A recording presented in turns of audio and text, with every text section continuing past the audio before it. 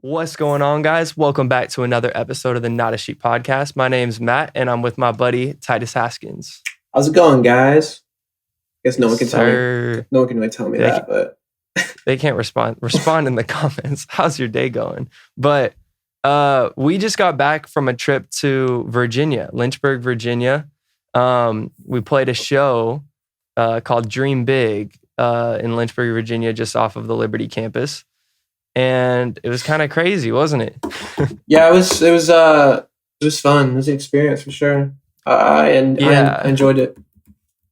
Yeah, and so Titus and I are both like very, very underground artists. We're both got small platforms, but we've been able to go on these little music trips, which have been just really cool experiences all around. Where it's kind of become like a normal thing where a bunch of artists will plan a show together. We all meet up. Then like content creators show up. Like content creators is in like videographers and photographers. And basically, I don't know. It's kind of just a strange thing to me how like we all meet up. We all book like Roz and Coverly to take photos and videos. And it's like a cool thing because it brings us all together. But it's sort of strange. And I feel like people that aren't into music might not think about this kind of stuff. Yeah. But I don't know. What do you think, Titus? No, I definitely agree with you on that. Like, I feel like people who are not into music, when they hear stuff like that, it kind of doesn't make much sense why people spend their time and money on stuff like that. But, I mean, that's how everyone's got their thing, right? Everyone's got something like a hobby or something or even something that they're pursuing as a career like that. And people are like, bro, that doesn't make much sense to me, but like, that's just how it is. But, we enjoy it, obviously, and it's fun. And every single trip we take, I come back and I'm like, man, that was so much fun. You know what I'm saying? Yeah. So you come back inspired, right? Yeah, you come back inspired. You're like, all right, let's get to work. Let's start working on music. Let's make some more content. Let's go hard at this. So that was kind of my mentality coming back from all these, these trips. So. Yeah. And so we're actually planning to have Logan, he runs this company called Poets Cloth, and he put on this concert, and he also put on the concert I did last summer in Alaska. So we're planning to have him on to talk about his company, these concerts he's throwing, and I don't know, he's just a really cool guy, so we'll plan to have a really cool conversation with him soon. But let's talk a little bit about the concert. Like, it was like you, me, and like 10 other artists. Yeah, there was 12. 12 artists total, I think. 12. Yeah. So that, which is kind of crazy if you think about it. It's like a festival on a night type thing. Yeah, like a very small one. A very small, yeah. But I don't know. There's something about the energy at these concerts where you get. I don't know how many people there were. Like in Alaska, they said there was 100. Here, there was probably like anywhere from 50 to 80. Yeah, I think that might be on the high side. I know for a fact that there was close to 100 because I think I went. Oh, okay. I went to the Henrik was over there doing at the table, and I went over to the iPad, and it said like 80 people. It was before the show started, obviously. And it was like 80 people had already like bought tickets and stuff. Online. Yeah. And so it was around 80 people. I feel like there was more that was like, because you got to count the people that are like just standing in the back. So when I think of it, I'm just thinking of the people that were like, up at the front. And people come and go. People have friends that are performing early in the set or late in the whole thing, and they show up at the end. Yeah. Sorry, what were you saying? No, keep going. No, I agree. That was a big thing that I was noticing was like, after someone would go, their whole friend group that was there to support them would just, dip. It's just like, I just came to see my friend, and I'm going to dip. But I will say there were a group of people that were there from the beginning to the very end. And that was so fire. I love that. So, well, there were some wild things too, where it's like I said, you and I are small artists. We're working our way up, but before the show, I saw on Spotify for artists, like one of my top playlists for the week was someone's personal playlist, and it was Big Dream Prep or something like that, like Big Dream Concert Prep. and it was a bunch of songs. There was one of our songs was in there. There was a bunch of Geo. There was a bunch of Jordan. And I looked up the person, and it wasn't like one of their friends or anything. It was just a genuine fan who was like preparing for Dream Big. You know what I mean? Like they threw all the artists in the playlist and they were trying to memorize the songs. Like I thought that's sick. It's crazy, right? That's crazy. I didn't know, man. I didn't know that, man. Did he like live down in, was he living down there in Lynchburg? Or did he come to the show? I think it was a girl, actually. I it was a girl? see the person. No one ever talked to me other than a couple people came up to me and were like, bro, I found you on Rap Finds, which is now Finding Sounds. But they're like, I found you back during Full Throttle, and then I found Jordan, and then I found this person. I'm like, that's crazy. Like people that genuinely just found us through the music, not like a friend of a friend put them on type thing. Yeah, you're the Full Throttle guy. I'm the Full Throttle guy. So everyone knows you as. But that's so crazy, dude. That's like something that's crazy. It's just it's wild to me. No, facts. But also, I don't know. There's something about the energy of, because these shows are definitely different than most, I just say concerts, like with all music, period, because they're not really about the performance as in you're going up there and you're trying to give the best vocal performance. They're all about just energy. And I think they're sick because you pack everyone at the front. You get up on stage, you start jumping, everyone's moving. It doesn't matter if they know the song or not. They're just rocking out and vibing.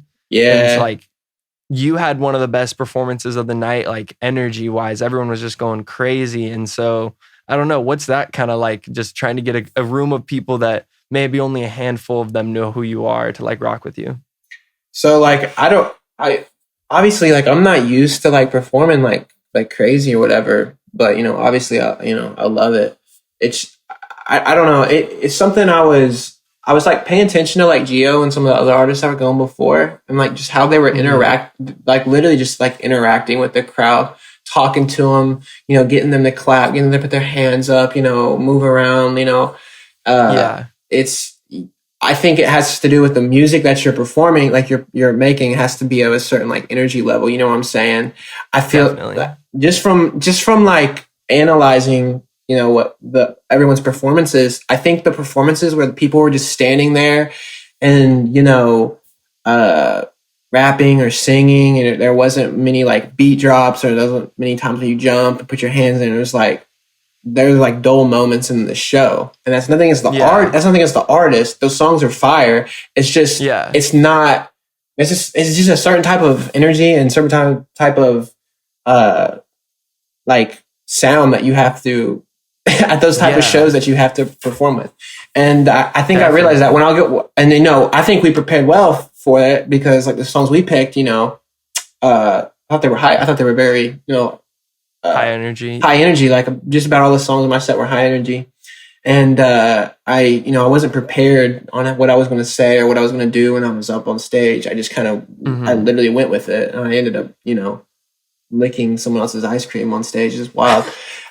But it's just, it's fun, dude. You just got to have fun with it. You got to be like, I don't care how I look I don't care how I look right now. I'm just going to go crazy.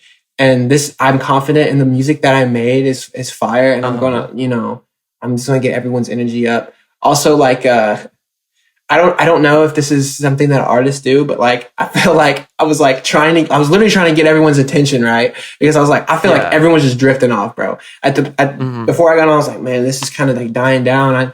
So like, I was just trying to like look everybody in the eyes. I was like, let's look at me, bro. Like, I was like looking at everyone and bro. So, that was something I was doing, but it's like I said, you just got to have energy. No one really cares about what you're saying or whatever. They're just there to have a good time and jump around. So, yeah. One thing the way I kind of thought about it, like when I was just watching everyone, was it's like a video game where you're walking around. Anytime you interact with someone in the crowd, you jump up on the speaker, you like teach them the song. You find a way to interact with the crowd. It's like you're gaining points with them. Yeah. It's like you're getting like power-ups. This is such a nerdy way to think about it, but this is just how it like made sense in my brain. And if you're just up there rapping, still not doing anything, not interacting, not telling them to jump, not giving them anything to do, they're just going to watch you and they don't know what to do. They don't know what to do. They want to have fun. They're there to have fun. So if you tell them to do something, they'll probably do it. If you tell them to jump, if you tell them to get low, like the more that you can work in, just the more engaged they are. Yeah. And obviously the way you carry yourself is a big part of that. The way you're moving around. Like if I'm like, all right, everybody jump, but I'm just like sitting there, they're going to be like, they might jump for 2 seconds, but they're going to stop. That's like, they need someone, they need like a lead to follow. Yeah. But yeah.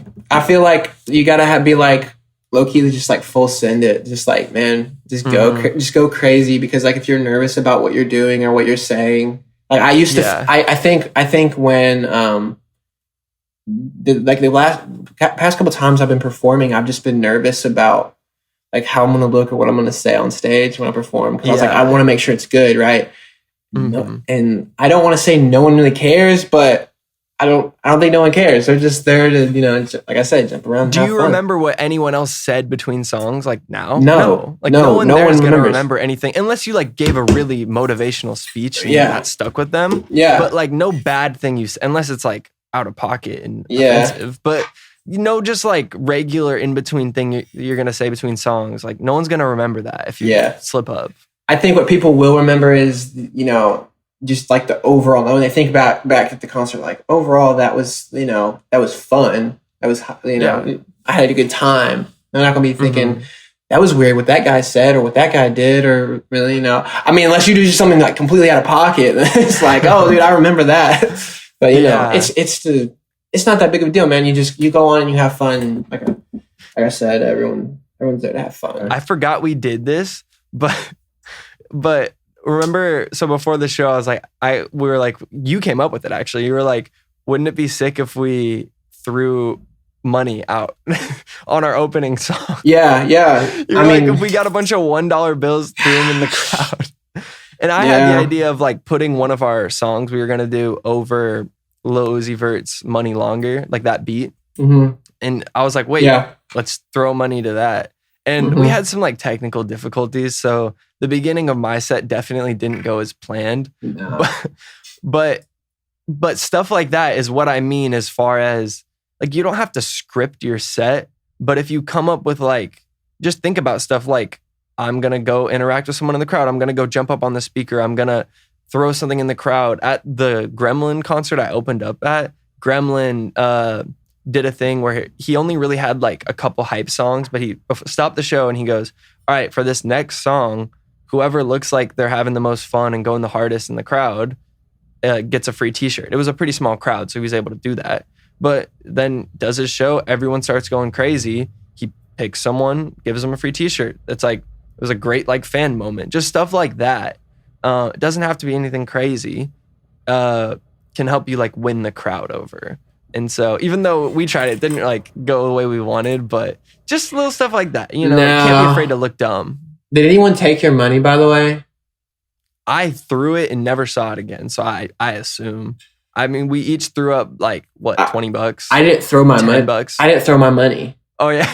I didn't throw my money. That was the thing, because I remember we got off, the show was over and I was like, I didn't get to throw my money. And you're like, well, I threw mine. I was like, I didn't see you throw it. So I was like, what in the world? So what do you mean? It was a chaotic moment. It was so weird, dude. I was like, like we had this all planned out and then like mics weren't working and I was like, wait, are we going now? And then I don't think I know I played the song over and over again, but I didn't realize, I feel like it happened so fast. Yeah. Like I was like, oh, we're going. Oh, snap. And, what were you saying? No, keep going. And then KC, he ran off with the mic. Like after his set, he just ran off with the mic around back, and I was like, "Oh no!" And I was trying to tell. And then they start playing music. I was like, "Pause it."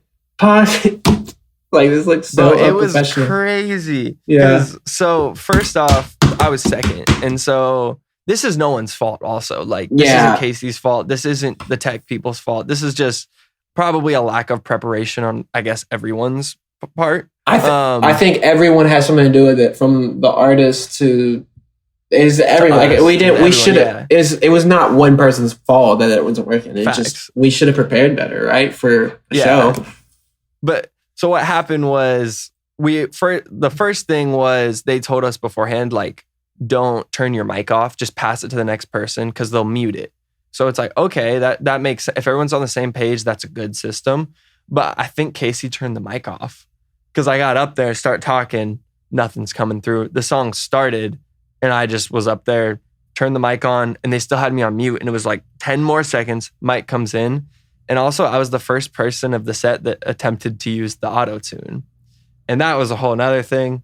Cause crazy, dude. Because we didn't get a rehearse with the auto-tune. We didn't get a sound check before. Yeah. Which is like, that's on everyone. Like I should have gone up and been like, hey, can I test the auto-tune type thing? And then there's latency. And if you don't know what latency is, it's like I'm talking right now and then it comes out of the speaker, like very delayed. It's like a delay. And I picked like fast rapping, like the songs you and I have together, like Subtle, My Old Ways, Hallelujah. And when you try to rap fast in those, it just sounds like two people yelling into the mic at the same time because it's my recording voice that's already in the track. And then on top of it, me trying to catch up. Yeah. That was just a whole thing. But that one girl, it was funny though. That one girl in the front row was like, I think like we were having technical issues when we were singing, and we were like looking at, we were trying to figure out what's going on. She's like, we can hear you. We can hear you. Yeah, she was like, don't use the mic. So I was like, what?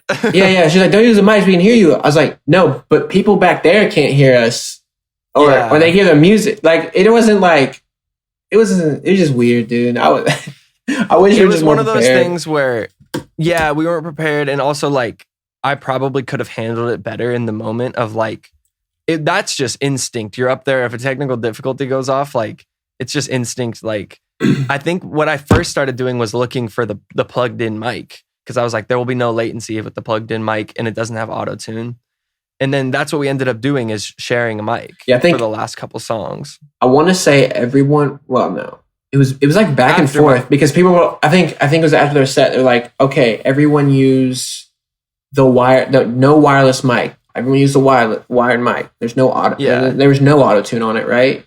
They just cut the auto tune out. Yeah. And then we're having trouble with that. Like the wired mics weren't working, so they went back to the wireless mic. And I was like, what? I think they ended up going back to the wireless and they just cut the auto tune, which was the move. What's the move? The auto tune was causing delay. There was other technical difficulties, but that's just like every show I've ever done. As in like all four of them, there's been technical difficulties. Like that's not uncommon for small shows. And so, but it's almost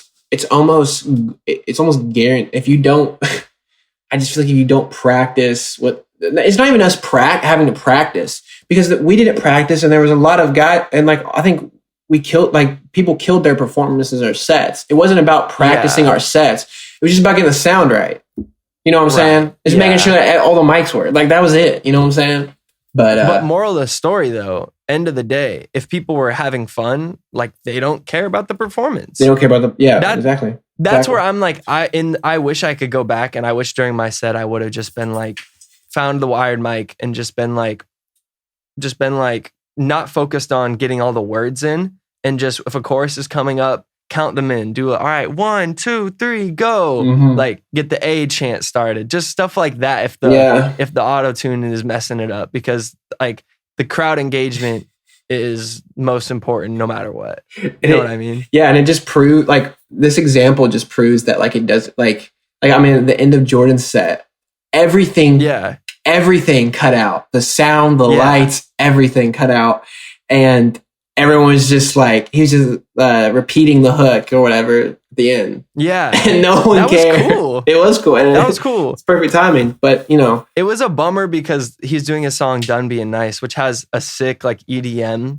thing, like at the little drop at the end, which is dope live. And that was coming up. But everyone knows the hook there because everyone there knew Jordan. And so we got to sing it a cappella, which was like kind of a cool moment that wouldn't have happened had nothing gone wrong, but I don't know. You win and you lose some. Yeah, I think overall is a good concert. Like I know Logan Posthoff, he was stressed out, man. I remember. I think for like it was midway through the show. Definitely, it was before my set. He would. I was talking because I remember I was like with him, and he was like, "Dude, I'm so stressed out right now." Like he was so nervous because everything was like they were just having difficulties. Right, stuff was not going as planned, and I was like, "Right, it's gonna be fine. It's gonna be fire." Yeah, and it was like I knew that like the end of the show, like towards the end, we were gonna bring the energy. Like the energy was gonna be back, and it was. So it wasn't like a big deal. I had so much more fun being on stage during your set than my own. Like just doing "Killing Me," "Bingo," and then the new one cover up was crazy. Cover up went hard. I liked the part where it was like the hook, like "Bring Me Down." And I just kept punching the air. The little cutouts are fire. The cutouts. Yeah. I noticed like some of the guys were just like punching the air, and I was like, I should have like planned this. I should have been like, all right, after I say "break me down," punch the air, and like it would have been fire. But that's what I'm saying. Now you know that for next time. Now I know that for next time. No song, dude. That song, I could get something that would be fire. That's so fire live, so fire. Yeah, and I think we'll learn stuff because when I see like big artists in tour, they'll like rework structure of songs to like emphasize stuff like that. Mm-hmm. Like they'll do huge beat cuts. Like in a song, you might cut out the beat for like a bar at most, which is like maybe a second. But like I don't know, they'll do stuff like if there's a chorus everybody knows, they'll cut out the beat completely so that everyone can hear each other saying it. Yeah. Stuff like that, and like we'll learn to like KC. I thought it was sick. Like he's got a couple hooks that are like he right before the song would start, he'd pause it, he'd teach everyone the chorus, and then it would start, and it's like everyone there is like a fan of that song because they know the words. Right. Yeah, that's a big part. That's a good move. Like teach them the words, and then they'll probably if you interact with them and like teach them the songs like you said, like. Yeah, they might go search the song after the concert. They might like that song. Who knows? Well, they might actually remember what to look up. Yeah, like, exactly. You know what I mean? Like exactly. After KC, after me, you might have not known any of the names of my songs, but KC was up there, and you'll be like the top, like what's up, like what's up. Like you're gonna search KC, what's up, and you're gonna actually find what you're looking for. A weird example, but have you ever seen Andy Mineo live? Yeah, I've seen him live. You know how hard "You Can't Stop Me" goes? Yeah. It's like Andy Mineo makes like now more like hip hop. It's like folk influence, whatever you want to call it. It's rap, but like "You Can't Stop Me" has got like low key EDM drops with a repetitive hook of yelling "You can't stop me." Yeah. Like that goes so hard live, no matter what. Yeah. But anyways, we could probably talk about concert type stuff for a while, but we'll talk more about this stuff more about just how the night went with Logan, hopefully sometime either next week or the week after that. But yeah. Also, let's just talk more about like, I don't know, this weekend or over the weekend, you filmed a ton of content with Roz. Shout out to Roz. We should get Roz on actually. I was about to say that. Funny to have on the podcast. I want to get Roz on and talk about just like everything with him, just like wait, because dude, I don't know, like talking with him in Nashville, and like I knew this, but like this man's a busy man. Like he's going. I think he said he drove from Mississippi to Nashville to Atlanta, or no, to Atlanta, from Mississippi to Atlanta to Nashville, and then he drove to Virginia, and then. And then I just saw recently he was like 12-hour drive today. I was like, crazy, bro. Yeah, and then he filmed that video for Jude. He said it was in LA. Like he filmed it in California. Like, this man's going everywhere and filming. And I just like, and I told Swayze this when I was talking to him after the show. And then the guy that does Chance that does the clothing stuff, they all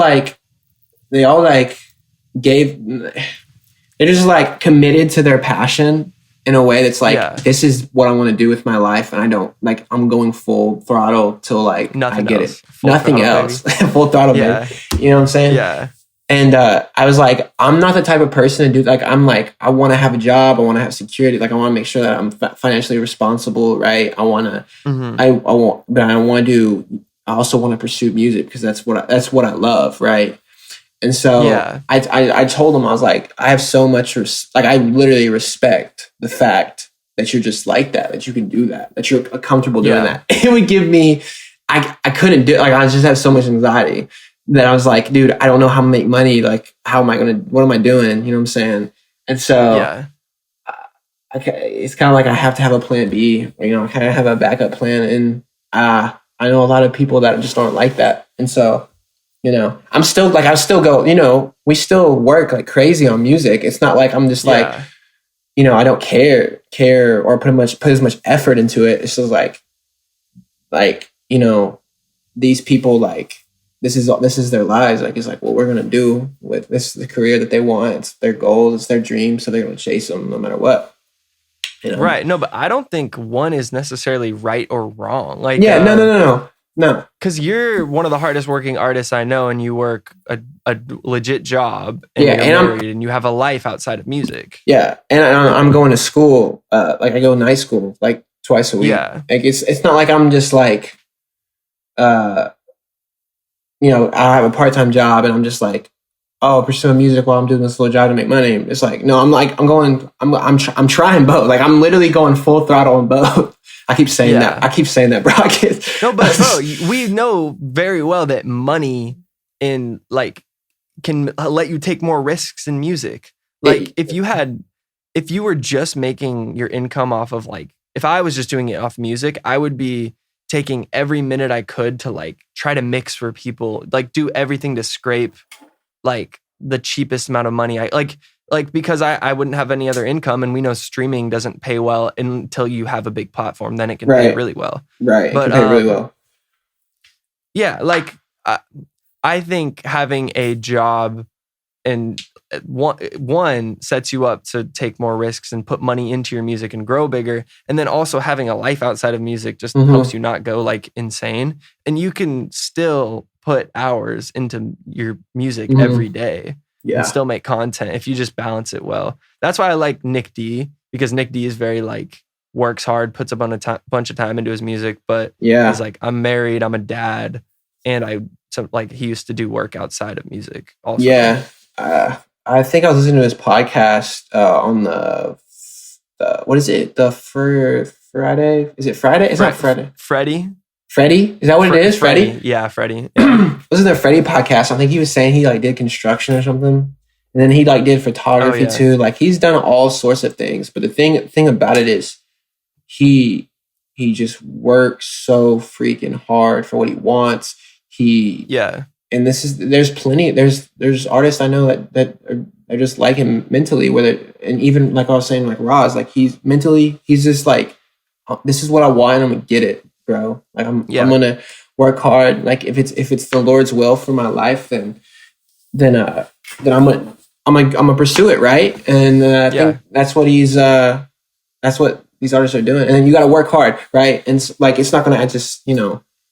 I feel like people are like, oh, I'll make one song a month, or I'll do this I'll put all my time and energy into this one project or something, and then that's what I'm putting out. And it's like, no, you got, like Nate D was saying, like, you just got to be consistent and just keep going. You can't stop. Yeah.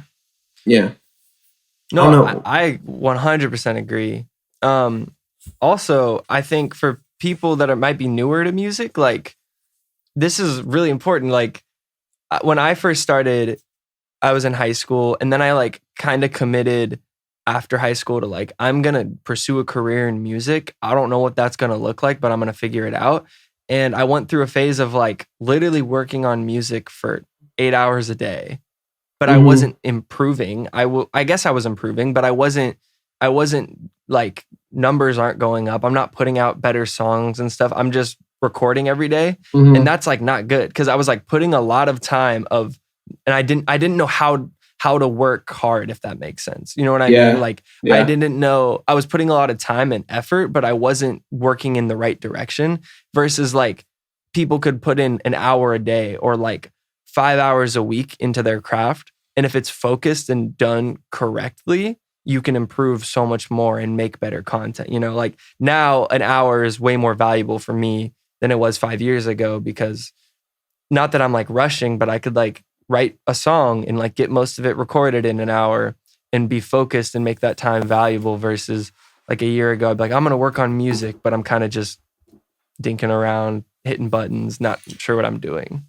Yeah. I mean, that's what it takes time. Like we all started from knowing nothing about how to do music. Right. And you learn how to do it, you know, the most efficient ways to do it. And, like we're still learning, bro. So I think, that's another thing. I feel like with anything, any passion, or not just passion, just like something that you like to do, you have to want to learn how to do it, constantly be learning how to like want to do it better, right? Yeah, we were talking about that today. Like I feel like it's really easy to be like, oh, I'm here and I'm content, and I'm content where I'm at, and you know, things are working out. I'm just, you know, it's not like I don't think many people are like, oh, I hit my peak, I'm done. But it's just kind of like a subconscious like give up attitude. You know what I'm saying? Like it's kind of like you don't really put much effort into like to get better and better and better. And that's the thing. It's like you especially just like something I've learned is like, if I want to grow, which I'm trying to, obviously, because I'm not like a big artist whatsoever. So it's like, if I want to get to this level, I'd have to watch what other people are doing or other artists are doing. And I have to like I want my music to sound really good. I want people to listen to it and love it, right? I want to, you know, get to that certain level. So I gotta put work in. I gotta learn how to do that, you know? So, yes. But that's with anything, like any job, anything you love doing, you kind of have to you gotta be committed to it. And it gives you a sense of purpose, right? Like if it's, it gives you purpose when you pursue something like that. So.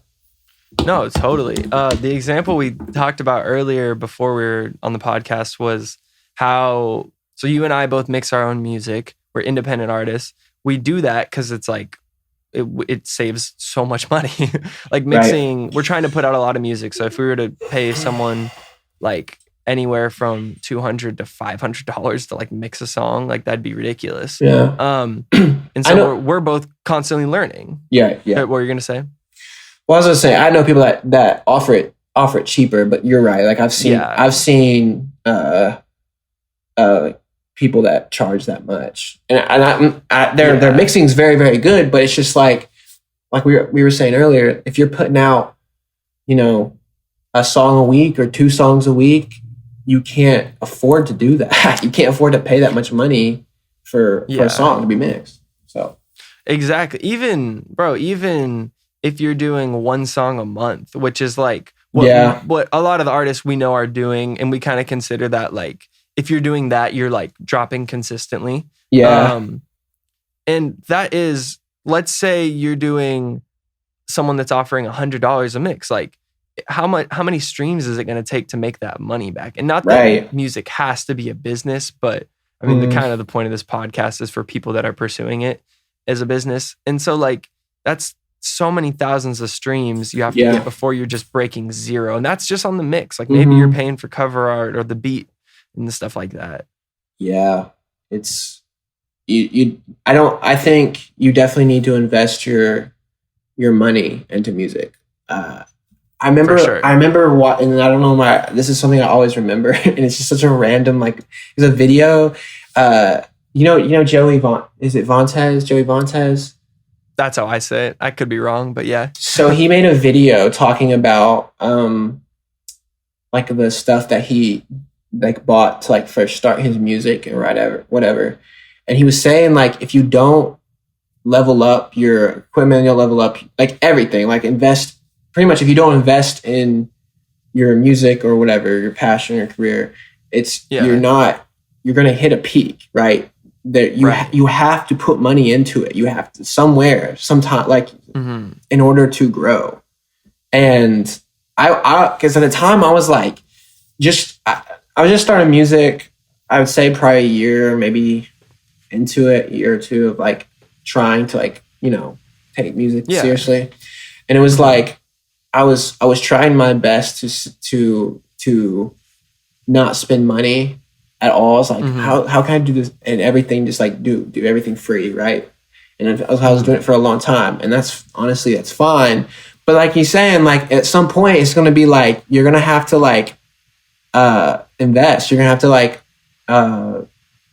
to put money into to level up your equipment, right? To buy plugins to mix for yourself. You're gonna, and I know people who don't buy plugins and still mix well, but it's still like you gotta invest. I don't know how Logue does that. Logue is the best at mixing without paid for plugins. It's absolutely insane. I don't understand it, but still, like he invested his time and money to learn how to do that, right? To learn how to mix. And in videos, like he gets content. Like there's plenty of ways to.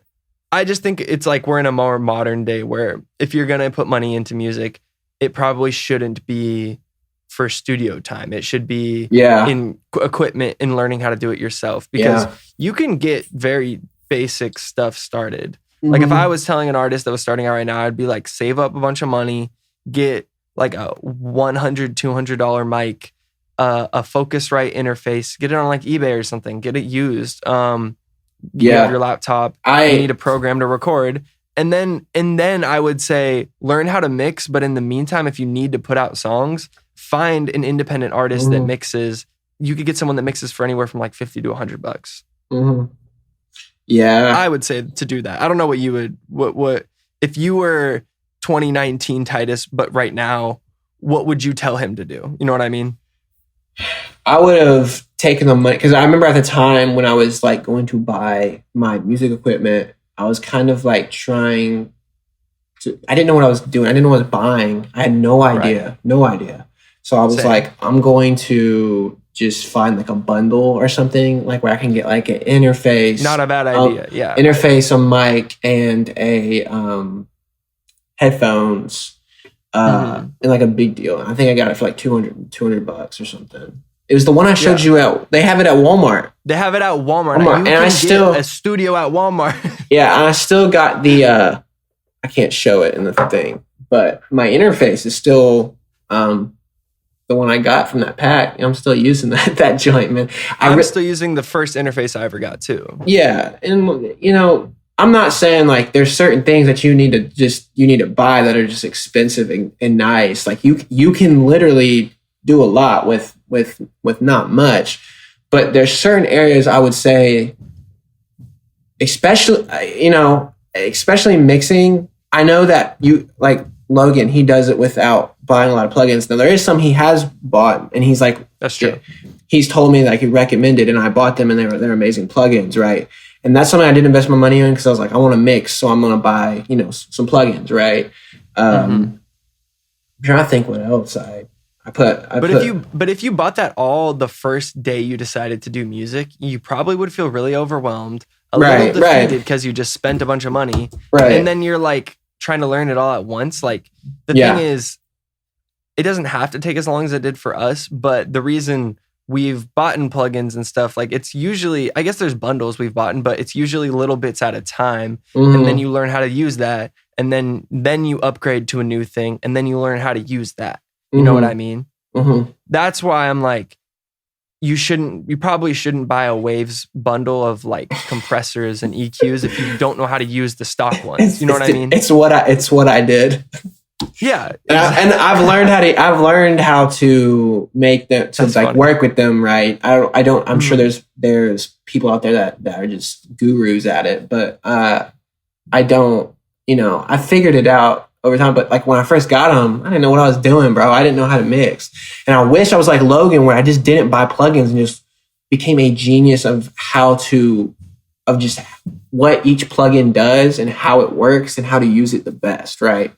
So yeah, he has the fundamentals down, which is like, I took a mixing class, 2 actually mixing classes in high school, and it was before I really knew what I was doing music wise. So I feel like I didn't understand what they were teaching me as well as I obviously would today, but they were big on like, make sure you understand just how to use a compressor, what the knobs and the buttons actually mean, and EQ, how to properly do stuff.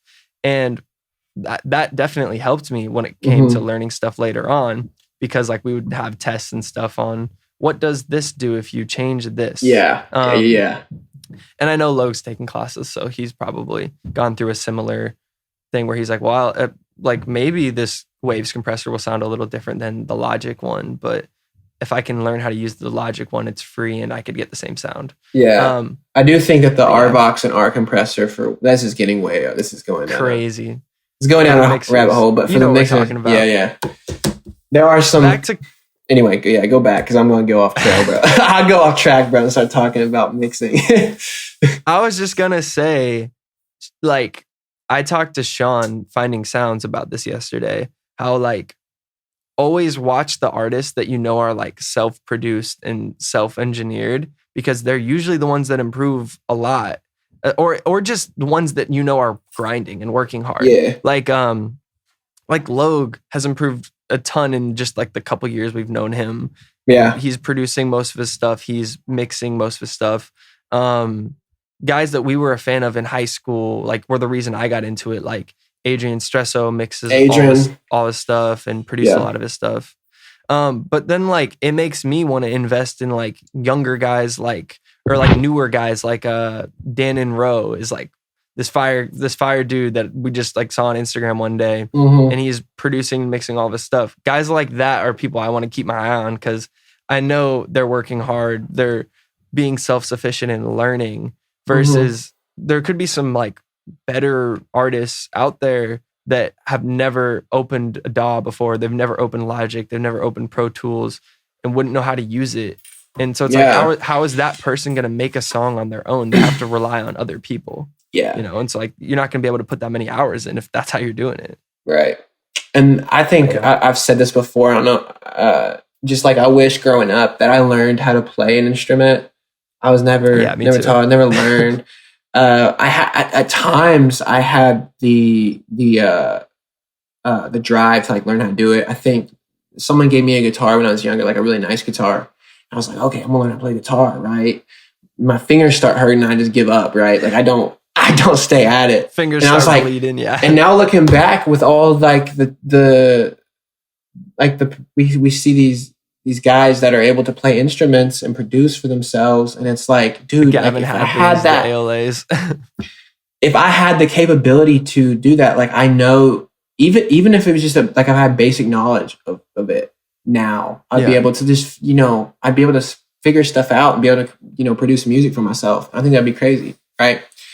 But that's why we do have people like that in the world that know how to play instruments and stuff, so we can use their stuff. No facts.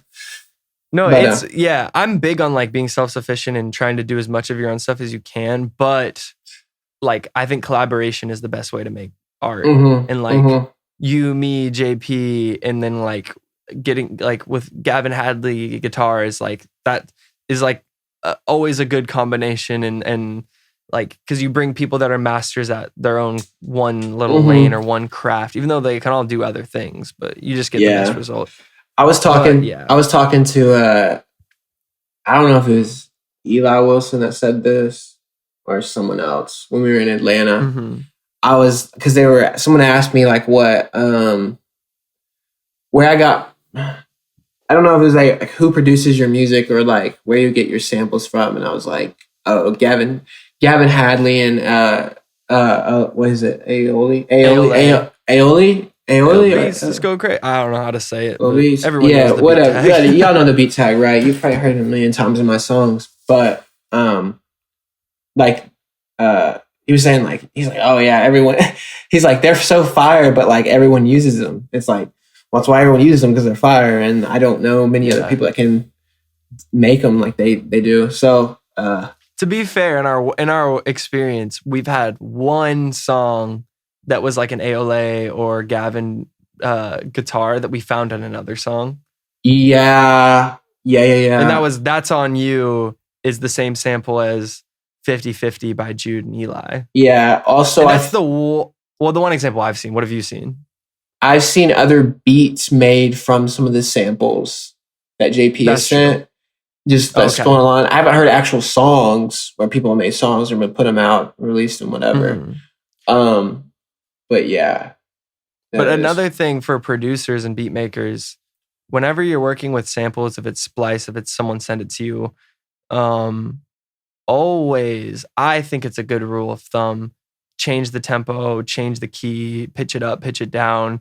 Like, you don't have to make it completely new, but just slightly different so that you don't run into someone else dropped a song and it sounds the exact same. Yeah. I remember when I was getting into producing, it was like a year, and also I don't produce music. But you've tried. You've done. I've tried a little bit. I was like, I think it was last year, the year before. I asked my parents for Christmas. I was like, "Can y'all get me like a MIDI, like a MIDI keyboard and a beat pad?" Obviously, you don't need that to produce, but I was just like, in my mind, I was like, "This would help me a lot if I had this." I did the same thing. Yeah. So they got me that for Christmas. I remember as soon as I got it, that Christmas break or whatever, I was like, "I'm all right. I'm producing." I remember I was talking with JP because JP was producing at this time. I was like, dude, I don't know how to do this. Like, I can't figure out the best way to I was like, how do you add a drum? How do you do this? Like, I didn't know how to operate, like how to make a beat within Logic or whatever. So he explained to me how he did it, and I pretty much just copied like how he did it. And I made my first beat, and I was like, oh, this is pretty fire. And I just like messing around with it. Obviously, I don't think it's fire. Like, it's not like anything crazy, but it was just like, I made my first beat. So it's like, I don't know. I don't even know where I was going with that. No, but it's just, I don't know. Where are we going with that? Making beats. I don't know. I think we were talking about samples. We were talking about making beats. But I don't know.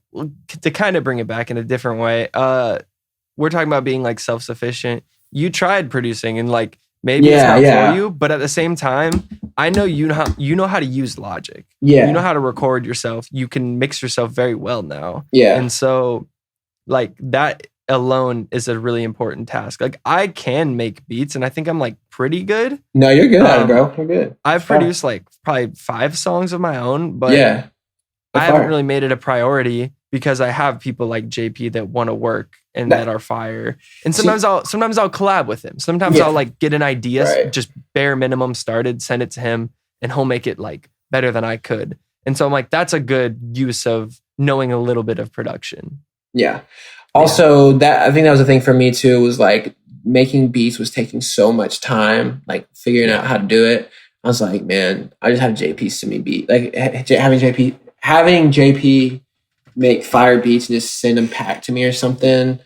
That is, I enjoy doing that. I think it's way more productive on my part in the process of making songs. So do you relate to this? So I can make a beat and I'll be like, it's cool. But by the time I'm done, I'm like, I don't know if I want to write to this, but someone sends you beats. The second you hit play, if it's fire, you just want to write something and record right away. That's how I am. I'm like, I don't want to like listen to a beat all day and then go try to make a song to it later. I want like to write down my first and like instincts. So sometimes JP will send me a beat pack and I'm like, I'm not going to listen right now, even though I have like free time to listen. I don't have free time to record. So I'll just put it off. And then I'll be like, all right, I'm going to go record. I'm going to listen through these. And then you kind of get that feeling of like, when you start a fire beat, you're like, all right, this is the one I'm going to start writing right now. Right. No, there's some where he sends me and JP been working together for so long. And I think there's certain times where he sends me beats. I'm like, oh, that's fire. And there's some beats he sends me where I'm like, this could be a hit. Like, I can already hear it, bro. I can already hear what this could sound like. And so like, as soon as I get free time, I'm going and trying to record to it. And my process for making songs is totally different now, because it used to be like where I get a beat or whatever, I'd listen to it over and over and over again, and I'd write to it while I'm listening to it. And I'd go in to record, and I'd do it all at once. I just do the recording all at like you have a full song written, and then you start recording. And then you record. That was the old process. Yes, and then I heard I think it was Adrian. He was talking on his Patreon. He was like, I go in and I'm just like, I only got like a certain amount of time when I like free time where I can make music. And I think it was just towards the late, like when he started the Patreon, it was during like 2020. So it's like almost like when he stopped like putting out music. Right. Yeah. And so he was kind of like, I don't have a lot of free time right now to work on music. So when I do have free time, like he's like, I only got like an hour, maybe hour or two. So when I do have that time, I want to make sure that like it's most productive. And so he said that he'll just go in and play a beat or something and start writing to it or whatever. Maybe that was him. Maybe that was someone else. But I just remember thinking like, if I'm going to be the most productive with my time, like if I think that just do it all at once, like play the beat and then just put the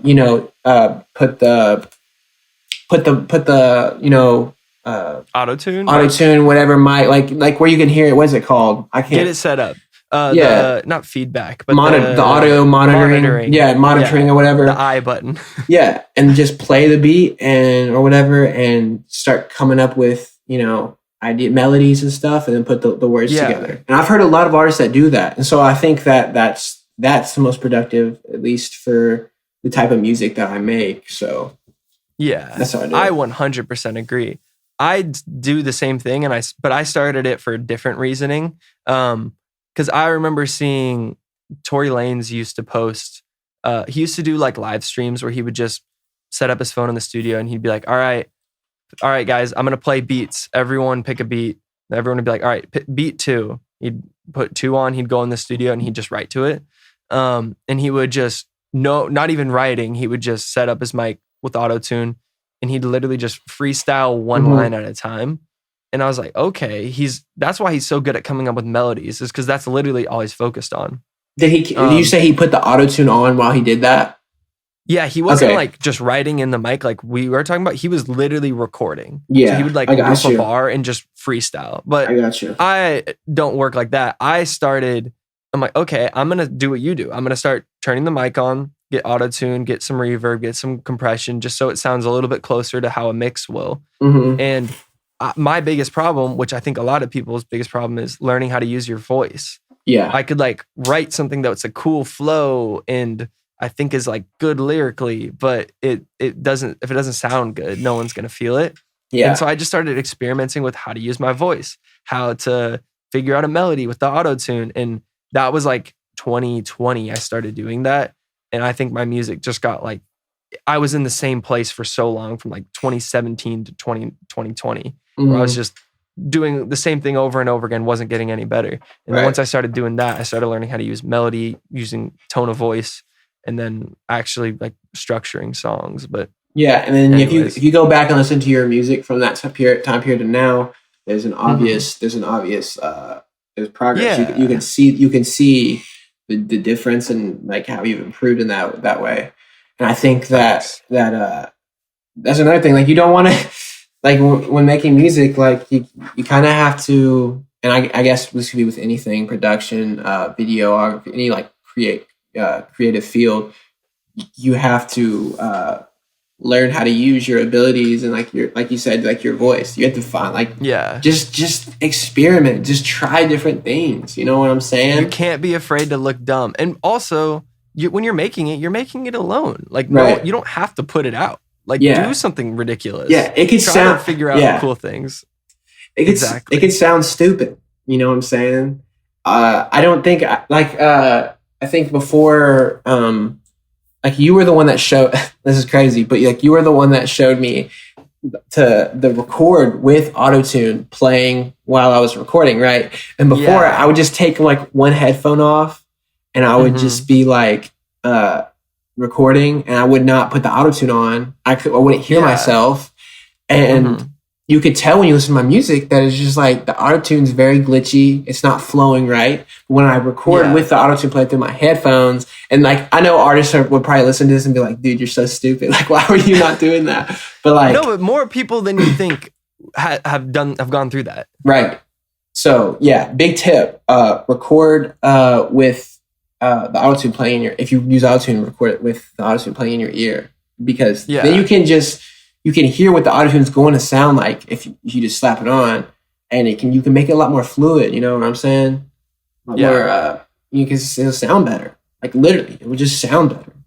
So yeah, some engineers might hate on this, but I would tell anyone that's just starting out you can go on like helpmedevon.com and you can get a template for $15. This is literally what I did in 2020. Oh, really? It changed my sound. Yeah, you can get a little template. You got to make sure you have the plugins. You might want to look and make sure you find a stock one if you're just starting out. Get a stock one for your DAW. Make sure you do the correct DAW. Like DAW is in program you're using. And literally, like, pick it, start recording with it, and you'll have a good starting point. Right. And you'll just learn from there to open the plugin, start messing with it. You'll hear the sound.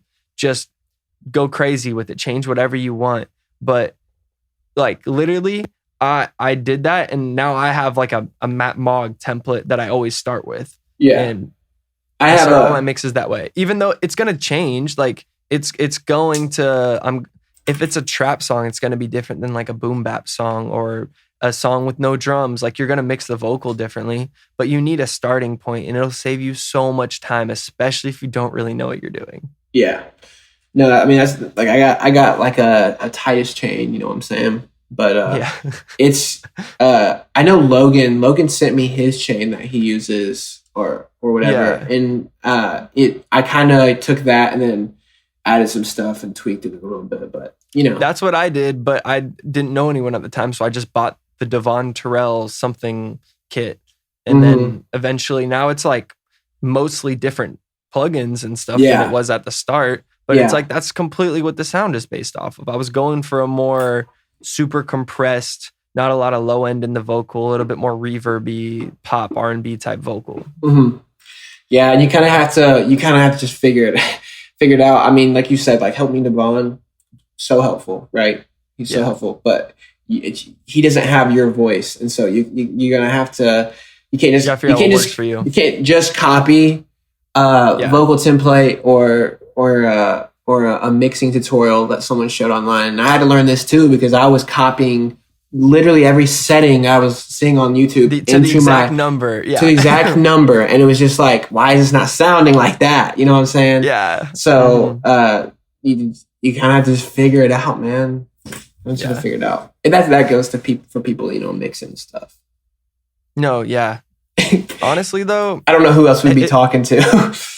Yeah, literally. Yeah. I started to say stuff and I'm like, oh, only music nerds are going to like that. But I'm like, I guess that's kind of the point of this podcast. But yeah, pretty much. For music nerds and fans. But yeah, we need to we'll do an episode with like Logan, as in like Log, or we'll do an episode with someone else that mixes, and we should just do it super nerdy. Like, go super in depth. Go super. Yes, I would, dude. I think we'd love that. I think all of us would just love talking about that because we don't get to talk about that. Like, ever. And it's crazy because we did an episode with Mix by AC like in 2021, like way back. Yeah. And I've definitely learned a lot more since then. So I want to get another engineer on and talk to them about stuff. Also, like, I know a mastering engineer from Seattle that mixes masters for a ton of big people. I would love to learn about that because I feel like most people that master music like me are just learn from YouTube. We're not like, there's a whole science to it. Like the fact that someone can make a profession off of just mastering alone is crazy. Yeah. But yeah. Anyways. That's another crazy thing. How people take stuff like that, like mixing and mastering and producing and just different stuff in music or in just different stuff in the creative field and make money off of it is, you know, it's so cool to me. It's crazy, but same, bro. It's inspiring, but I think this is probably a good spot to end it at. Yeah. Be back next week though, guys. Hopefully we're gonna have Noah Andres on the podcast. Oh, really? That'll be Noah? Cool. That he's in town this weekend. He's about to pull up to my house actually in like 5 hours, and then hopefully tomorrow or Sunday or something we could do a podcast with him for next week. Nice. And then if that doesn't happen, be on the lookout for episode with Logan from Poets Cloth. But Titus, where can they follow you? Follow me at Titus Haskins Music on Instagram. Also, I don't think I've mentioned this before, but if y'all have TikTok, Titus Haskins.